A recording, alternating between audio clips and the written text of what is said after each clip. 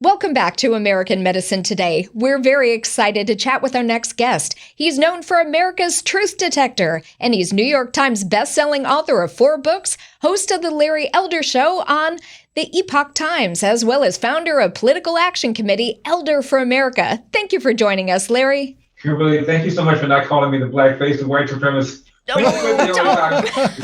How do you respond to that, by the way, before we even get into all the other stuff to talk about?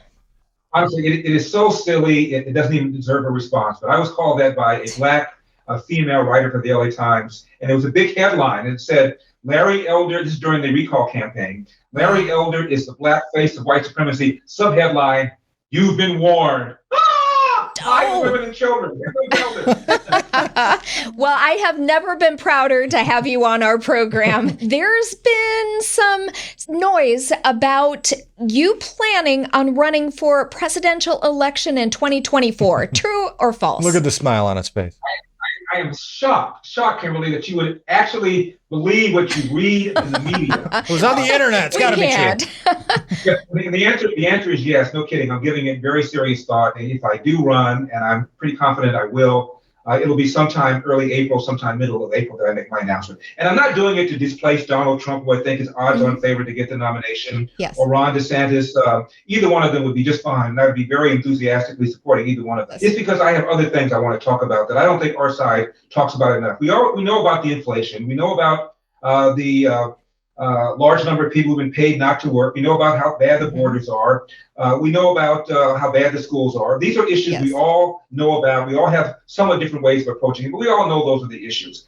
I bring a couple of things to the table I think the others don't. Number one is a large number of children who enter the world without a father in the home, married to the mother. 40% of all American kids now enter the world without a father in the home, married to the mother. It's because of the welfare state. We've incentivized women to marry the government. We've incentivized men to abandon their financial and moral responsibility. It is far and away, as I said earlier, the number one social problem in America. And the left doesn't want to talk about it because they created it, and we don't want to talk about it because a lot of us are afraid of being called Uncle Toms or blaming the messenger, but it's got to be addressed. The second thing is the lie that America is systemically racist. It's a lie. You know it's a lie, but the Democrats do it all the time because they want black people to be angry and to vote based upon social justice as opposed to crime and bad schools and economics the way everybody else votes. So I can put a pin into that balloon, I think, in a way more authentically and persuasively than some of the others can, because I'm from the inner city. I've seen the damage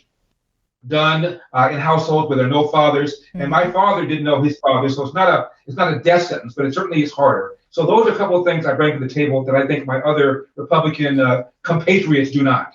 Yes. Why do you think everything has become about race? I mean, you can't watch anything on the news without it being pointed out the race of the person. I mean, the damn Super Bowl, it was all about, for the first time ever, 2 black quarterbacks. I don't see the need to even point it out. I've said this for years. After the election and re-election of the first black president, isn't anything else anticlimactic? Why? Because once it happens, we can now say America has, to the fullest extent possible, achieved his dream of people being able to be judged based upon the content of character rather than color of skin. That's the pinnacle. We're there. Can we knock it all off? And I'll tell you something about these Super Bowl quarterbacks. I tweeted the other day, we have 2 black quarterbacks going against each other. When one of them loses, is that going to be white supremacy? The NFL is racist. They'll find a way. They will find a way. Lose, then what? Right. Getting back to the race thing, obviously the death of Tyree Nichols brought this all up. 5 officers fired, 5 were black. Yes. He's black. The police chief is black. Majority of the city is black. Majority of council in Memphis is black. And here we're talking about systemic racism. It is offensive. And one professor from Columbia said, this is an example of structural racism in that the police, quote, target black communities, close quote. But the reason they target black communities is because that's where the freaking crime is. Half of the homicides in America are committed by black people against other black people. You look at the largest 75 counties in America by population, 60% of the shootings black, of the homicide's black, of the robbery's black. That's why the cops are there. And almost always the victims are other black people. And 81% of black people want the police manpower to remain the same or to be increased. They know what's going on. Mm-hmm. That was a disaster. Yes. They defunded, then they refunded after they realized what was happening. Crime went through the roof, and it continues to. But then we're also seeing all these headlines about police recruitment is way down. Nobody wants to be a law enforcement officer anymore. And I understand why. It's exactly because of that. And you're quite right about recruitment. Who wants to join the police department? If you're white, you're a white supremacist. If you're black, you're an Uncle Tom. If you're Hispanic, you're a Tio Taco. Shockingly, recruitment goes down. And again, the very people who are hurt by this are the very black and brown people, the people on the left claim they care about. The other thing that happened when you call the police systemically racist is what's called the Ferguson effect or the George Floyd effect. Yes. Police pull back. They don't engage in proactive policing. And there's something called excess deaths. And it's been documented in just 5 cities. There are over 900 people who have died because of homicide, who otherwise would not have died had the police been in their normal presence and done proactive policing. So all you're doing is killing people who you claim that you care about, black and brown people. So Joe Biden and all the Democrats talk about defund the police and talk about systemic racism. They've got blood on their hands. Literally, they've got blood on their hands. They certainly do.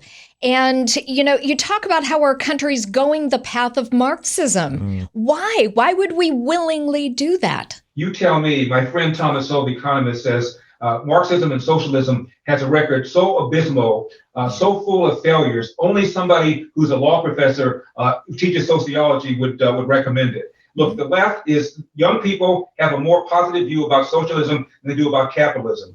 Never mind all the goods and services they use were not produced because of socialism, they're produced because of capitalism. We have just done a bad job, meaning our side, of convincing people about the story of America, about entrepreneurship, hard work, and about capitalism, and the dismal record of socialism. You look at East Germany and West Germany. Yes. Look at North Korea and South Korea. Look at Cuba and South Miami. We have real-world experiments where socialism has been tried right next to the same people, same ethnicity, same history, and you're seeing the differences. And I think part of that is because they're trying to introduce things like critical race theory. They're trying to confuse the kids. They're trying to indoctrinate them to question who they are, what sex they are. Nationwide, according to the America's, what's called their national report card, 85% of black 13-year-olds, these are 8th graders, 85% are neither math nor reading grade proficient. Half of them are not even basic reading proficient, which means a large number of black 13-year-olds are functionally illiterate. Shockingly, there's a high unemployment. Shockingly, many of them cannot compete in our digital age. Right. Larry, because we're out of time, go ahead and pop your shows so where people can find you. Larry with Epoch, EPOCH.com, Larry with Epoch.com. Follow me on Facebook, on Twitter, and on Truth Social. All right, we will. Thank you so much for sharing your time with us. Thank you so much, Larry Elder. Thanks, Larry. My pleasure. Thank you. Take great care. That wraps up this edition of American Medicine Today. Check us out on Newsmax Saturdays, 4 p.m. Eastern. And for previous episodes, head over to YouTube and search American Medicine Today. If you have any comments or questions, contact us at the number below. You can tweet at Dr. Bonatti using hashtag American Medicine Today or hashtag AMT. We would like to hear from you.